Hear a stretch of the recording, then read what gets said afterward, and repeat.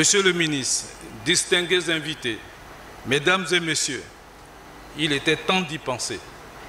Organiser un salon dédié aux infrastructures routières et à la mobilité est assurément une belle histoire qui commence et qui va se poursuivre, nous l'espérons. Cette histoire pouvant contribuer à la modernisation de nos voies de communication, véritable vecteur de développement des échanges commerciaux et du brassage humain au niveau national, interétatique, régional et international. Autant dire que le transport routier, ferroviaire, aérien et maritime contribue à la promotion et à la fluidité de l'activité économique et à la mobilité des biens et des personnes et donc au développement socio-économique. Bon salon à tous les participants et préparons-nous déjà pour le prochain Route Expo 2016. Je vous remercie.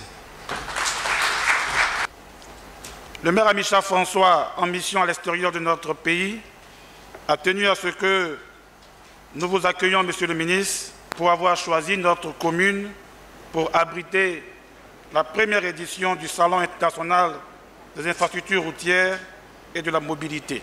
Le développement d'un pays repose naturellement sur les engagements que l'on peut prendre à développer sa route. C'est ce qui permet naturellement de désenclaver un village, une ville, une région et même un pays. Les grandes œuvres, les merveilles du monde naissent absolument dans la pensée des grands hommes. Elles naissent parce que conséquence de vision. Mesdames et messieurs, avant tout propos, je voudrais, avec votre permission, souhaiter à tous la bienvenue à Route Expo, qui devient ainsi une réalité et une grande première dans notre région ouest africaine. C'est sur ces mots que je termine mes propos, tout en déclarant ouverte la première édition de Route Expo. Je vous remercie.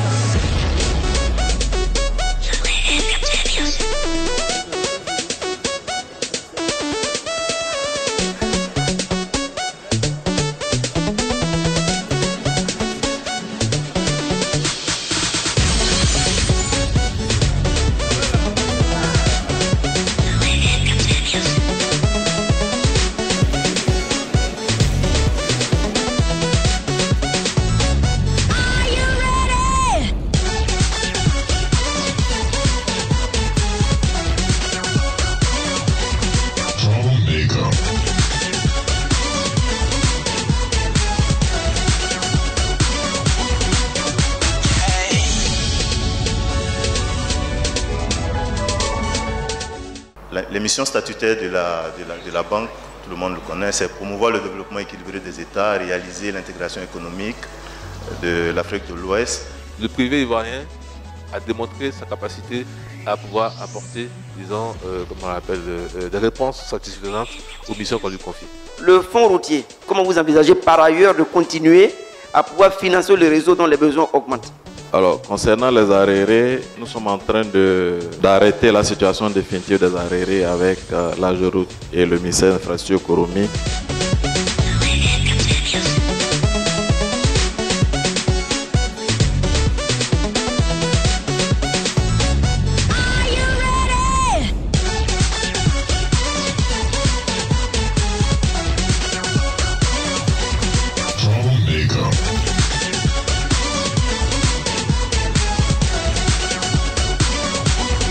Aujourd'hui, pour nous, le FEAC, c'est vraiment une belle aubaine qui nous a été offerte afin de pouvoir notamment participer à ce premier salon des infrastructures. Nous pensons que c'est une belle initiative qui permet à tout ce beau monde de pouvoir notamment savoir quelles sont aujourd'hui les réalités du milieu du BTP en Côte d'Ivoire. Aujourd'hui, nous le faisons, on a pu avoir vraiment beaucoup de visiteurs parce que vous savez, aujourd'hui, on a la concession du péage et du paysage.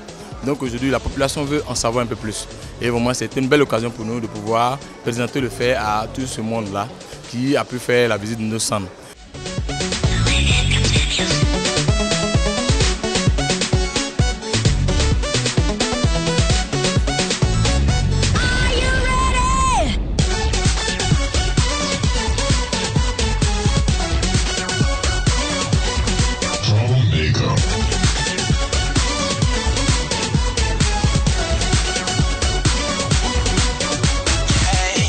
C'est une bonne idée de réunir tous les acteurs des travaux publics.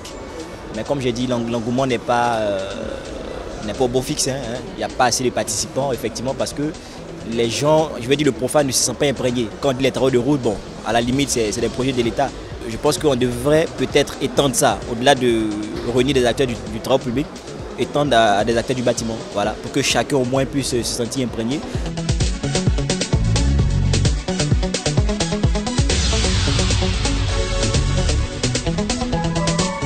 Now we are trying to improve upon the viscosity to enable us cut down on our maintenance costs and also on the durability to be able to withstand the weather conditions. I think I'll end here. The rest of the issues we can address in our questions. Thank you. In bitumen modification, we do not change your base bitumen. It's just like chicken. Chicken is chicken. You have a lot of spices to it. It still remains as chicken, right? So you have your 60, 70, 35, 50, 40, 50. We just add additives to enhance the property, to make it a better material. That's all about modification.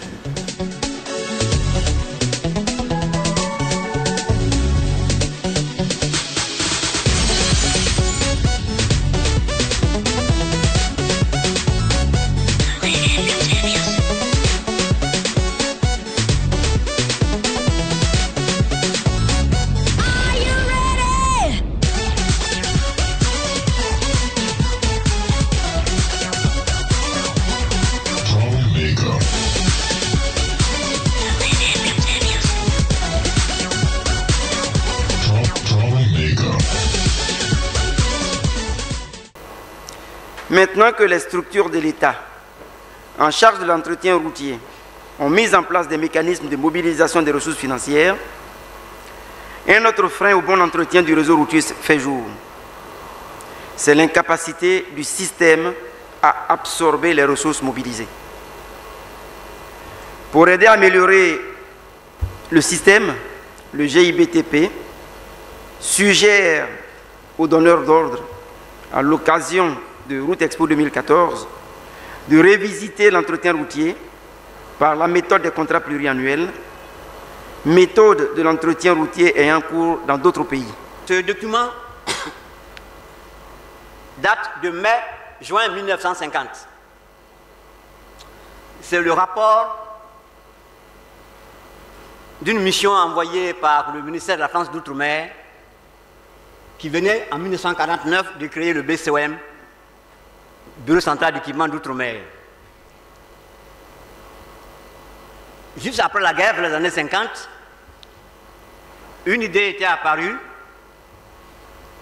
selon laquelle le bien-être des populations d'une colonie était en relation étroite avec l'importance et l'état de son réseau routier. À partir de là, la plupart, disons, des pays, la France, l'Angleterre en particulier, ont mis en place un programme important de développement routier dans les colonies. Les facteurs clés de réussite des contrats pluriannuels, en tout cas de mon point de vue, ce qu'on dit se recoupe, même si j'ai fait de façon plus ramassée, c'est d'abord savoir que ce n'est pas une panacée. On pourra jamais, un jour, faire tous les contrats de prestations en contrat pluriannuel. Et il faut avoir une compréhension partagée des parties. Parce que dans ces discussions, le secteur privé a peut-être tendance à privilégier le fait que, bon, pendant 3 ans, j'ai des revenus assurés, mais qu'est-ce que comment l'État comprend ce contrat pluriannuel? Dans le contrat Génis, Dr Menem Messou a rappelé que les paiements que fait l'État ne sont pas forcément en rapport avec les travaux physiques qui se font sur le terrain. Et aujourd'hui, notre administration financière est assise sur le concept du travail ou de la prestation faite, et non pas sur le concept de garantie d'un niveau de service. Donc de façon générale, il faut retenir que les banques se sont organisées pour segmenter leur portefeuille client, et à l'intérieur donc de ces segments, il y a un segment qu'on appelle le secteur des bâtiments et travaux publics. Donc les routes font partie donc de ce secteur-là. Donc cette organisation met en place au sein des banques des financiers spécialisés dans la réflexion, dans le conseil, donc dans la mise à disposition des partenaires, des financements adaptés à ce secteur, donc les bâtiments, les travaux publics, etc.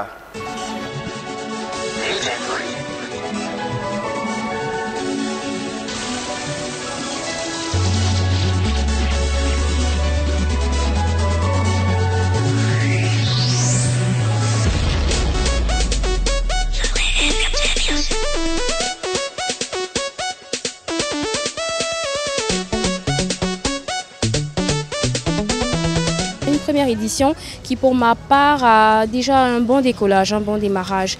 On a notamment eu la chance de pouvoir rencontrer un peu de monde puisqu'on a d'autres exposants qui sont, on va dire, avec une notoriété assez effective et présente et notable sur le territoire ivoirien. Donc ça a pu là appeler un public de qualité par rapport à notre cible, notamment les clients, les fournisseurs. On a reçu des gens par rapport à ce que nous on expose ici. On a une cible qui part sur le particulier, sur les entreprises et tout.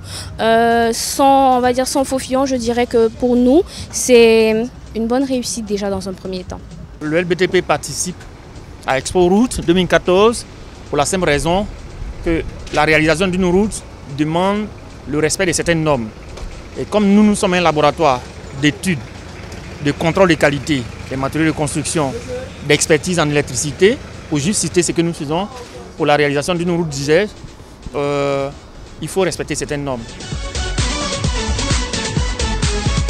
La CIE intervient beaucoup au niveau des BTP, surtout au niveau de la route, parce qu'on ne peut pas faire de route sans éclairage. Voilà. Et lorsqu'on fait une route, il faut éclairer la voie pour les usagers de la route.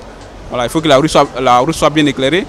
Et qui dit éclairage, l'éclairage des routes de la Côte d'Ivoire, c'est à base de l'électricité. Voilà, donc c'est une technologie qui est mise en place, cela doit respecter des normes. Voilà, et nous sommes là pour répondre aux préoccupations de tous les visiteurs qui viendront au stand de la CIE.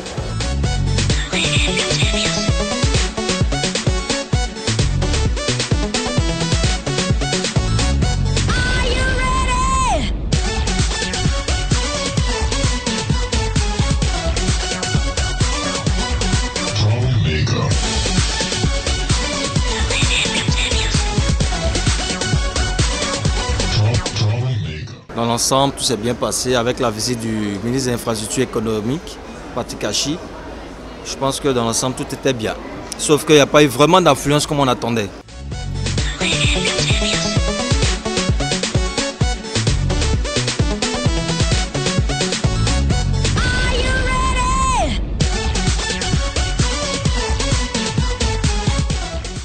Avant de vous dire la raison de ma visite sur Route Expo, je vais d'abord profiter pour féliciter les organisateurs, le GITP et puis Axe, les sponsors, parce que j'estime que, comme un grand homme l'a dit, la route précède le développement.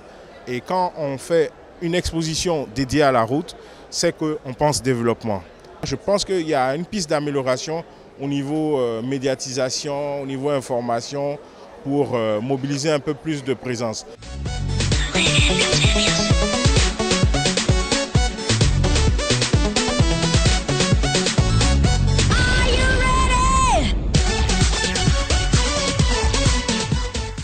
Ce qui est embêtant dans un salon, c'est que pendant 3 jours, tout le monde, on se retrouve, on vit des moments fabuleux.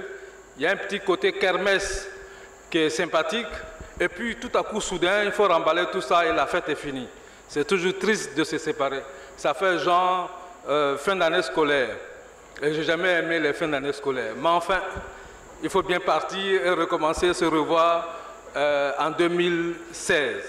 Je ne peux que souhaiter, bien entendu, longue vie à Route Expo, souhaiter que tous les contacts d'affaires que vous avez initiés se concrétisent. Je note aussi que vous avez tous, autant que vous êtes, marqué votre soutien à cet événement et que vous avez promis venir à Route Expo 2016. En tout cas, je vous prends en témoin. Merci. L'heure est venue pour moi de clôturer cette belle manifestation. Au nom du GIBTP, nous vous remercions tous et toutes, tous les exposants. Je voudrais remercier ici le ministre des Infrastructures qui s'est lâché, que j'ai trouvé très à l'aise, qui nous a parlé avec le cœur et ça nous a donné, à nous au GIBTP, l'espoir d'un demain meilleur dans notre secteur des routes et du bâtiment et des travaux publics. Merci également à Bouaké Fofana, le directeur général de la Géroute. Route Expo 2014, c'est fini. Nous avons donc 2 ans pour préparer Route Expo 2016. Merci à vous tous d'être venus. La salle est pleine, je suis très heureux. Merci beaucoup.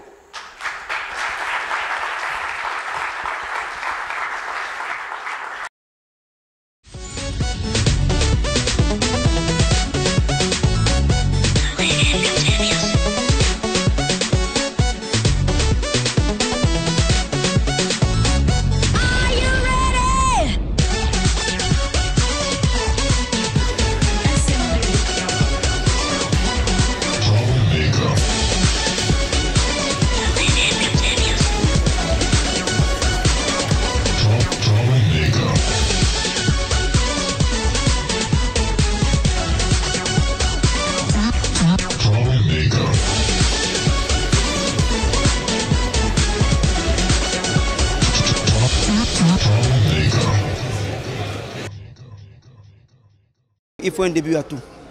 Nous avons eu une rencontre heureuse il y a quelques mois avec le commissaire actuel de Route Expo, le directeur général de Axe Marketing, qui a réfléchi au concept de Route Expo. Et nous y avons pleinement adhéré parce qu'il nous manquait un endroit, un espace de réflexion par rapport à notre environnement. Et surtout, pourquoi maintenant? La Côte d'Ivoire a connu une dizaine d'années de crise. Et les investissements annoncés par l'État de Côte d'Ivoire aujourd'hui nécessitent d'être absorbés. Le groupement ivoirien du bâtiment et des travaux publics est la plus grande organisation professionnelle dans le bâtiment et les travaux publics, qui regroupe donc en son sein les multinationales ainsi que les entreprises organisées du métier. Et nous avons pensé que réfléchir pour aider la Côte d'Ivoire à penser ses futurs investissements en matière d'infrastructure venait à point nommé.